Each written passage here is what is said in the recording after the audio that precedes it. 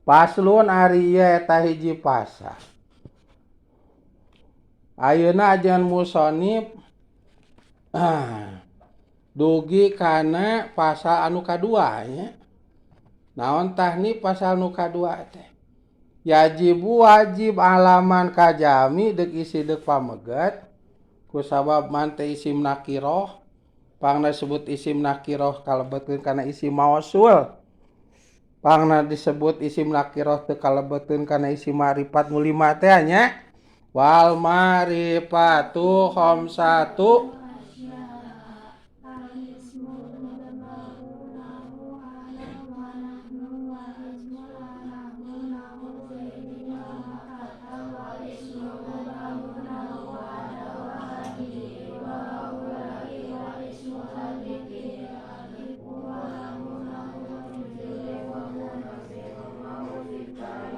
wahidin min hadihil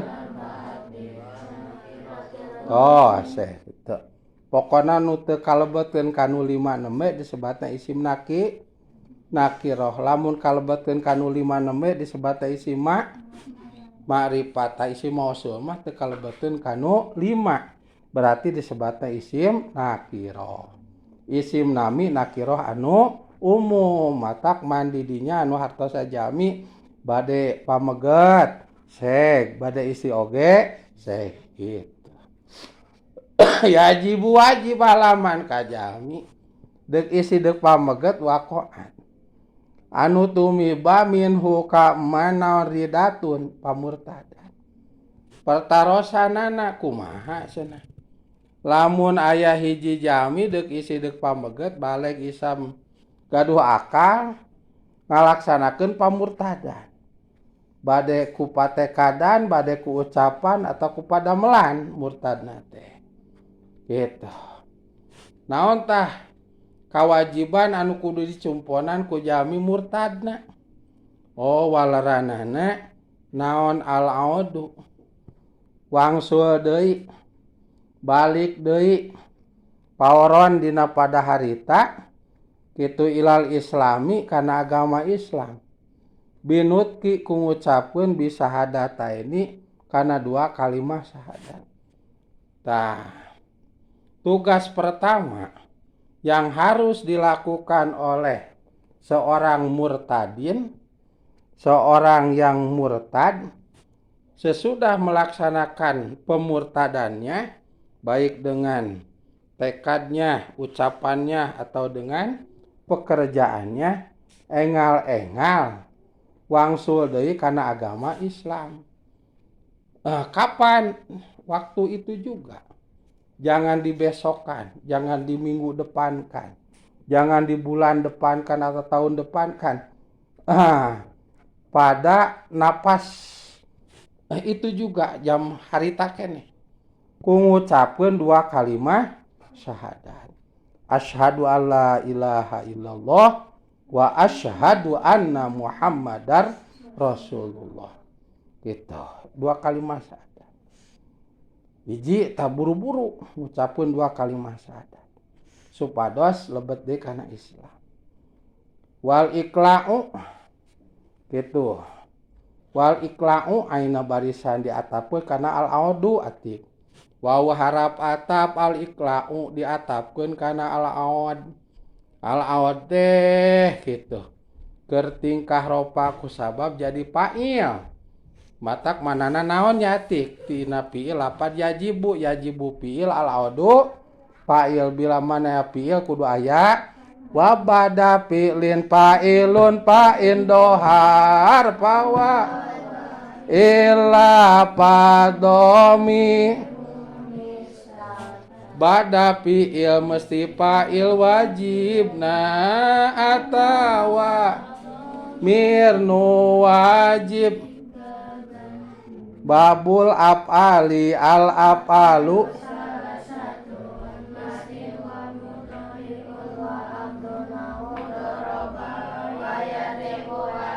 tos babul fa'ili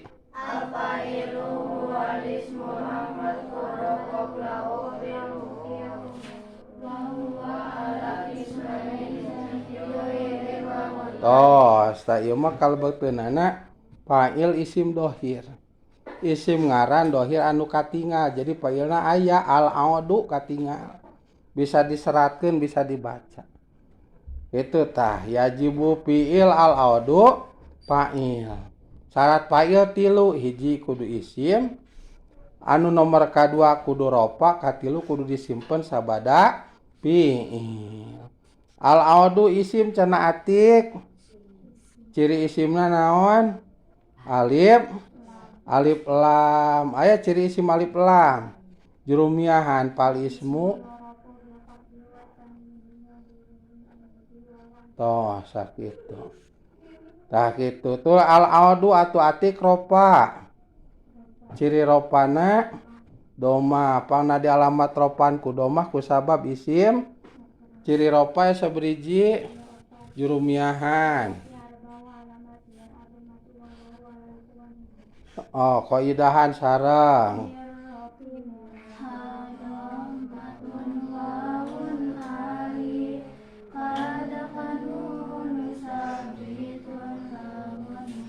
Tuluy atuh al-audu teh disimpen sabada fiil atik. Disimpen mana fiilna? Yajibu. Payun kena yajibu nyeratna atau payun kena al-audu? Yajibu berarti yajibu teh pangkereun al-audu kitu. Wa bada fi'lin fa'ilun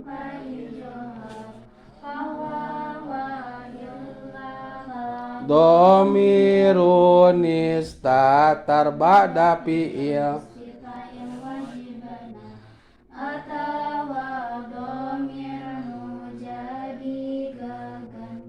itu tanya al-audu ropa berarti wal ikla'u ge kedah ropa deui. Wau harap atap al ikla'u diatapkeun kana al-audu. Ari harap atap aya saberiji? Harap atap aya sabiji aya 10 kumaha jurumiahna teh babul atfi wa huruful atfi gitu.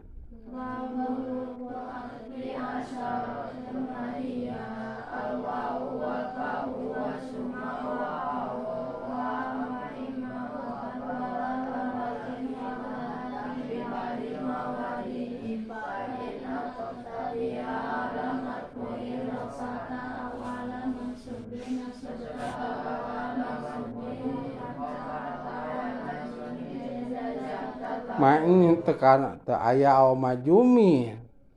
Da kalimah isim mah anti jajem au alamah pudin opada. Pain atop ta alamar puin ropata o alaman subin nasab ta alamah pudin opada aya au alamah jumin. Teu aya jajam tak kitu.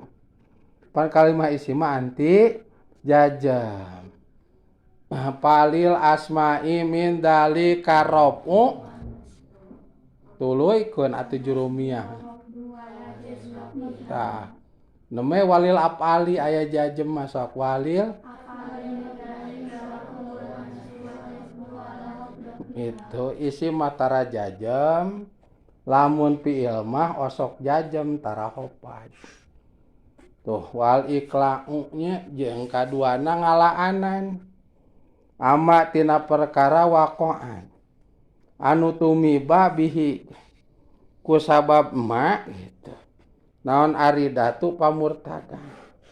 Nomor kaduana syarat tobat teh ngalaanan kitu miceunan ngajauhan ngancurkeun bihan perkara-perkara anu urang jadi jami murtad kunaon tapangna urang teh jadi jelema murtad eta teh pasti aya sababna. Oh, ku sabab gaul abdi mah. Jeung jelema-jelema anu cek bahasa ayeuna mah naon liberal disebutna teh. Anu hirupna teh ngagunakeun otak sorangan termasuk masalah agama. Teu ingeteun kana qaidah adin binukul labil ukul. Urusan agama mah kudu dipasangna ku katerangan Quran, hadis, ijma, kias para ulama. teu meunang ku ukul ku otak, sabab otak mah manepi kana urusan agama. Tapi kudu ku katerangan. Sangkan nepi katerangan kana hukumna berarti kudu aya nu ngabingbing disebutna guru berarti kudu ngaguru. Liberal mah teu ngaguru. Kumaha otak katerangan memang dibaca tapi kumaha otak lamun katerangan kumaha otak mangka dikutak-atik supaya ngeunaheun eceuk otakna. Ceuk nafsu ka ditu nanti. Ku asa ngeunaheun ceuk nafsu nah we. Kitu naudzubillah. Ta urang teh ngahiji jeung nu kitu. Saengga wani ngalaksanakeun pamurtadan mode ngahina Allah, ngahina kitab Allah, Rasul Allah, malaikat Allah, kana syiar agama Allah, kajami anu ridho lillahi ta'ala nyaangan umat ku ngawurukeun ilmu agama Allah. Otomatis atuh caraang hate cara pikiranana mah kondusif. Nya masyarakat teh digencet kitu kieu ge da aya tawakalna hate dicaangan ku ilmu ti ulama teh. Itu nararima we. Palasrah ka Gusti Allah nampi kana takdir ti Gusti Allah. Saya awon bijilna ti Allah ngan aya pelantara gitu. Makhluk nu dolim misalkan. Tuh. Ulama dihina. Hukum Allah dihina, janji Allah dihina. Pangancam Allah dihina. Tak urang jadi jami murtad teh ku ngahiji jeung nu kitu. Tah jami tobat tah nu kararitu teh ditebihan. Mulai detik sekarang, menit sekarang, jam sekarang, hari ini, minggu ini, bulan ini, tahun ini, saya tidak akan campur gaul dengan mereka. Menjauh, menghindar. Sabab ngeun kaalaman wani ngalaksanakeun pamurtadan. Itu baru dah. Atau nyetel HP misalkan putihnya tuh ditinggal dina HP teh. Tuh tayangan-tayangan. Seueur perkara anu ngaganggu pikiran jeung hate urang. Nah, kadituna nyababkeun kana pamurtadan. Gitu. Nyetelan wae dakwah jalma murtad gitu. Nyetelan wae jelema anu ngahina wae gitu kana agama. Bade bajer teh bujer-bajer nah itu. Itu eta we. Jadi urang ge kabawahkeun. Kitu ngiluan seperti manehna. Tuh, urang teh tobat tah. Geus nama di blok kitu teh blokir. Geus urang moal naon jadi di dinya teh pengikutna atau mengikuti henteu naon. Diblokir urang geus ampun jadi jelema murtad.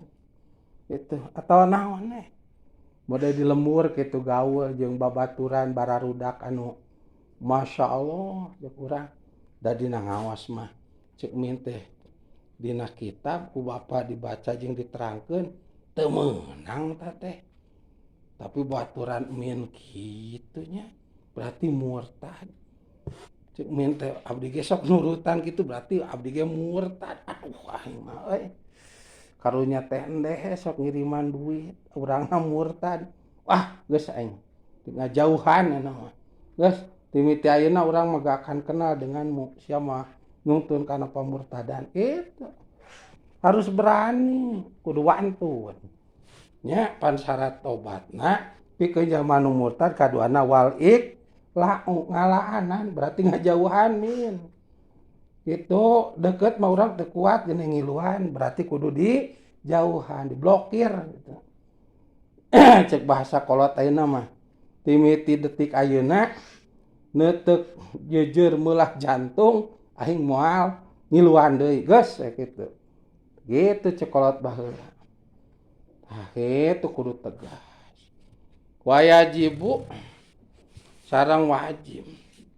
Alaihi kajama kaman teh nya.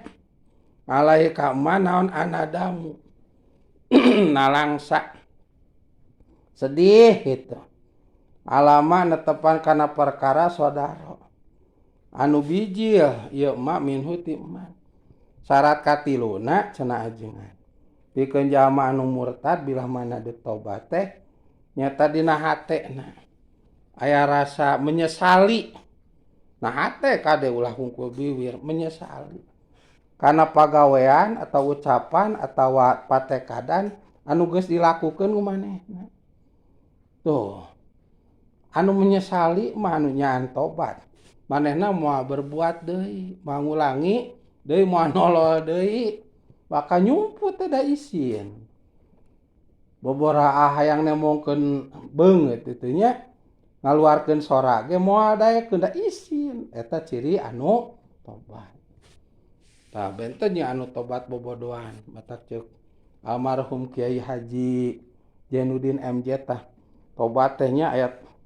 kabagi deui cenah di antara aya tobat samel kitu sidikeun ciri khas samel mah lada terus apa gitu nya sambal teh aduh pedes lada tapi coel deui eta kana sambal atuh nambihan lada sakali ge atos lada ngadua kalihan lada atuh 3 kali 4 kali langkung lada ciramayan lada apa sambal teh lada dicoel tah jelema anu nyariosna mah tobat tapi der deui berarti disebutna teh tobat samel berarti ngaheureuikeun kana tobat tama eta mah lain tobat bobodohan tah eta kalbeun jalma murtad nyaeta anu ngahinakeun kana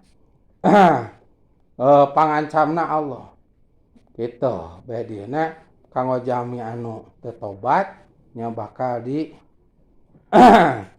kitu dibenduan ku Gusti tah kade barudak komo zaman kiwarinya komo keur masa muda kieu mah campur gaul milih babaturan baik di tempat ngaos di luar waktu urang keur ameng atau waktu urang sakarola kudu selektif ulah asal jalmi kudu selektif nyata bok bilih eta jalmi teh tipeuna ngajerumuskeun kana pamurtadan termasuk nyetel gamarnya TV HP jeung anu sanesna kudu selektif ayeuna komo geus akhir zaman barudak ciri kiamah nu raleutik geus bubreh khususna nu aya di daerah pusatna Islam Mekah Madinah nya Mekah Madinah pusatna Islam gitu di antarana nu laleutik gunung ana mah geus loba jukut di Mekah teh di Mekah keun luar ti Mekah mah eta mah da lain tanah suci luar ti Mekah mah